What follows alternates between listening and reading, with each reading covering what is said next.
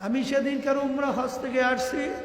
আমির হামজা রাদিয়াল্লাহু তাআলা আনহু তার কবর মোবারকের ওখানে জিয়ারত করতে গেলাম। তাকাইয়া তাকাইয়া দেখি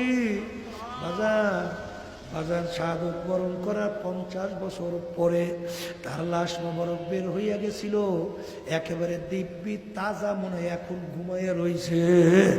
যত ঘটনা মাঝে মাঝে কবরে দেখা যায়, বাজার নেককার পর হেজগার আল্লাহওয়ালা ছাড়া কিন্তু কবরে কাপড়ের কাপড় সহ লাশ পাওয়া যায় না।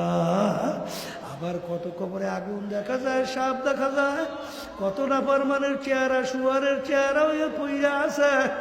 বাজান কত নাফরমানের জিহ্বা টাইনা নাভিস্থল পর্যন্ত ঝুলাইয়া রাখছে। যত দুর্ঘটনা কবরে মাঝে মাঝে দেখা যায়, বেনমাজি, হারাম কর, সুদ কর, ঘুষ কর, জুলুমবাজ, মিথ্যাবাজ সারা কিন্তু দেখা যায় না।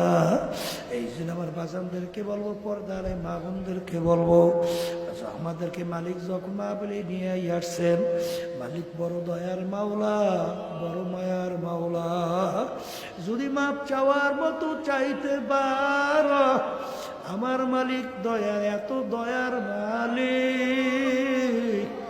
পাহাড় পরিমাণ যদি তুমি গুনাহ কইরা থাকো, আমার মালিক গুনাহ মাফ করবেন। শুধু তাই না, এমনকি তোমার গুনাহকে আমার মালিক নেকের দ্বারা পরিবর্তন কইরা দিবে।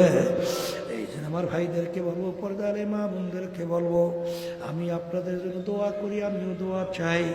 মালিক যেন আমাদের সবাইকে কালবে সালিম নিয়া, ইমানকে মজবুত কইরা, চোখে পানি নিয়া, কলব নরম কইরা, আল্লাহর হুকুম নবী তরিকা অনুযায়ী চইলা, তারপর দুনিয়া থেকে বিদায় নিয়া কবরে যার তৌফিক দান করে।